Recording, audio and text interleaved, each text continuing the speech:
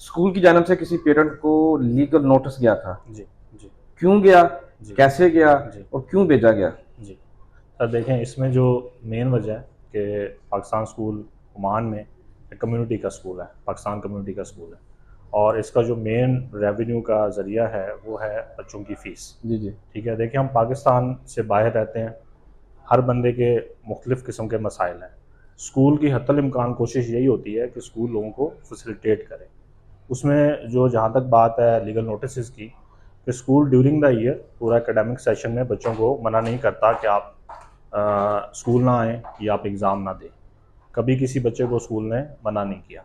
अच्छा। अब देखें, जब साल का आखिर आ जाता है, साल एंड हो जाता है, बच्चे फाइनल एग्ज़ाम दे देते हैं, उसके बाद हम जो है रिकवरी के लिए पहले पेरेंट्स को मैसेजेस भेजते हैं। ड्यूरिंग द ईयर मैसेजेस जाते रहते हैं बाई व्हाट्सएप, उनको टीचर्स रिमाइंडर देते हैं कि आप फ़ीस जमा कराएँ। लेकिन एट द एंड क्या होता है कि बहुत सारे लोग ऐसे हैं जो कि फ़ीस दिए बगैर स्कूल छोड़ के चले जाते हैं।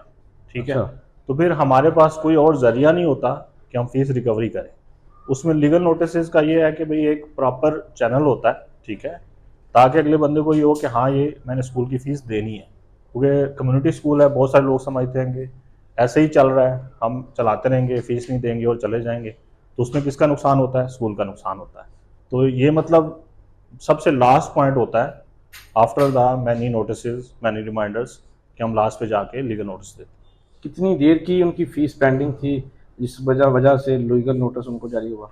सर देखें, जो लीगल नोटिस इशू होता है ना, वो इशू होता है 3 मंथ से अबव जिसकी फ़ीस पेंडिंग हो। अच्छा। ठीक है, देखें ड्यूरिंग द ईयर हम बच्चे की 3 महीने, 4 महीने, इवन किसी की 1 साल की भी फ़ीस पेंडिंग है, हम उसको नहीं छेड़ते। उसको किसी एग्ज़ाम से मना नहीं करते, उसको जो गूगल क्लासरूम्स हैं उसमें से भी रिमूव नहीं करते। लेकिन एट द ईयर एंड हम उसको जाके कहते हैं कि भाई आप, वो भी पहले हम रिमाइंडर देते हैं, टीचर्स जो हैं वो देते हैं, फिर हम रिटर्न स्कूल की तरफ से भेजते हैं। लेकिन जब एट द एंड बंदा बिल्कुल मतलब नहीं बात सुन रहा, ठीक है, तो फिर उसके बाद हम उसको एक लीगल नोटिस का जो हमारा प्रोसेस है, वो भी प्रॉपर मिनिस्ट्री के अप्रूवल से, ऐसा नहीं है कि स्कूल खुद से करता है। जैसे यहाँ पे मिनिस्ट्री ऑफ ओमान की पॉलिसी है कि आप ड्यूरिंग द ईयर आप बच्चे को नहीं निकाल सकते। तो हम क्या करते हैं कि ड्यूरिंग द ईयर हम बच्चे को किसी को मना नहीं करते, उसकी स्टडी को डिस्टर्ब नहीं करते, उसके एग्ज़ाम से मना नहीं करते। लेकिन जहाँ तक बात है रेवेन्यू की, कि स्कूल तभी चलेगा जब स्कूल के पास रेवेन्यू आएगा। और रेवेन्यू कैसे आएगा? फीस से आएगा, फीस के अलावा और कोई ज़रिया नहीं है। जिस पेरेंट की हम बात कर रहे हैं, जी, पर्टिकुलर पेरेंट की, जी। वो उनकी फाइनेंशियली सिचुएशन क्या है? स्ट्रॉन्ग है, मिड है या नॉर्मल?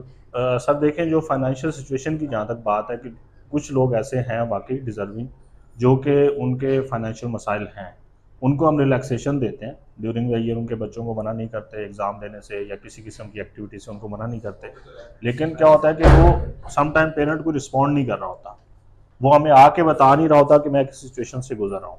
अगर वो आके हमें बताएगा, अपनी पोजीशन क्लियर करेगा, रिटर्न में एप्लीकेशन देगा, स्कूल के अंदर मैनेजमेंट है, बोर्ड है, वो देखेंगे कि आया ये है, तो फिर उसके बाद वो उसको रिलैक्सेशन देते हैं। जैसे हम चेक्स ले लेते हैं लोगों से, और चेक्स के अंदर भी प्रॉब्लम क्या है कि हम चेक्स लेते हैं, most of the time checks जो है वो बैंक से कैश नहीं होते, कि उनमें फंड्स नहीं होते।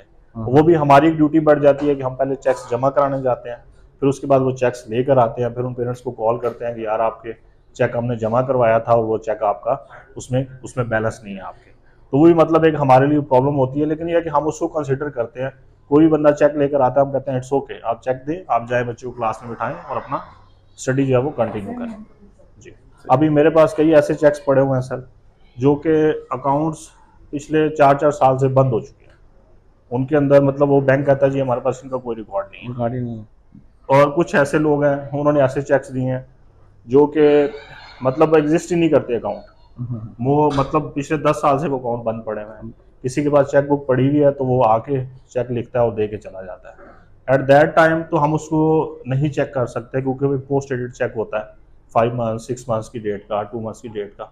लेकिन जब चेक बैंक में जाता है तो पता चलता है कि यार ये तो अकाउंट पिछले 5 साल से बंद है। अभी जो फाइनेंशियली सिचुएशन है, जी। वो प्लस माइनस हम कितने प्लस में हैं या कि माइनस में हैं?